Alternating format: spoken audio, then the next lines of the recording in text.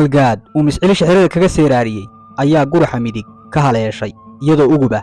waana halka ay ka raacday naanaysta maalintaas magaceeda lagu sidkay ee Makaila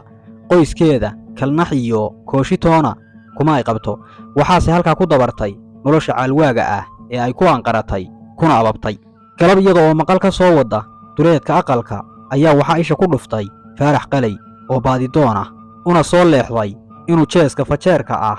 ee gooyada yaal afcab weydiisto waa 60 jir aan waqii hoysan gelin dayaca iyo deefta ka muuqatana dubkiisa laga arko waxa 20 ka hor ka geeriyootay hufan seeraar oo uu 30 halaad buntuqiyo baarqab ku doorsaday daadeedii koobaadse isu guurtay waxa uu ka siciil qabaa dalawadii laga ulsaaray ee geerideedu wax taw iyo tiiraanyo ah kuma ay hayso laba caana maal kadib ayaa uu Maka abaheed magan bootaan markii harsiimo loo hogbaday kula kodlay tuulo dhawaan la yagleelay oo aan dudadooda ka ridnayn waxa la kala loobsaday damal hoostii si jare loo mudmudo qalay ayaa shaxda ku dhigaal furay inkastoon ka ciil qabo midii shalay caydhaysay iyadoo aan curan baadoraad ciid la hoos dhigay adrad baa xaraga laga baxshaa caaliq aan qabine awal baadan coodiya ka rabin caynab iyo geele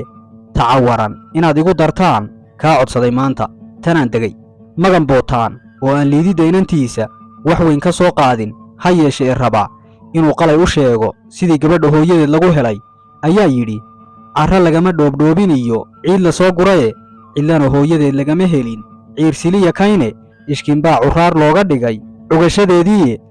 nin carraatan raba iyo wadaad camal xun mooyaane marna caaqil saasuma hadleen ceese aadmiguye alwasaadka daa faaraxow cabasha waaliide tanaan degay Maka waxay u weynayd bahgaarna u ahayd 6 gabdhood oo 5tii kale aafooyin meel degan ay yihiin iyadase cid u soo gogol fadhiisata daaye habeen qura haasaawe laguma soo gudin inay lixaadkeedii qaar beeshay waxa u dheer baryaraan iyo hagaasnimo maadaama ay rajo ahayd waxa korisay aayadeed oo iyada oo sidixa lagu soo agtuuray markii hooyadeed luxudka lagu dhababay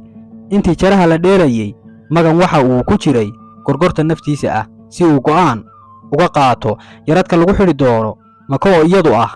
ciyuwa ka bariyay qalay oo dareemay inaan arintu meel adag jirin ayaa mar kale yiri nin gabraarsi tagay oo biciidu gambiyo waayay garanuugta kama leexday iyo guuyo taag darane aar socodka gabay waa inuu garow miraafaay gabadano intaan jiifilaa aniga oo guuna inaan ruux gandalan qaato waa ila gudboonayde mar haddaan gashaantiyaha kacay gaari kari waayay gumaystan kugu raagtay mad gacanta ii saartid tanaan degay magan madda firsana inta inantiisa kamana xuma sida Faarax u hadlayo waxaase uu go'aan ka qaadan la yahay qiimaha Maka joogto ee lagu gorgorin karo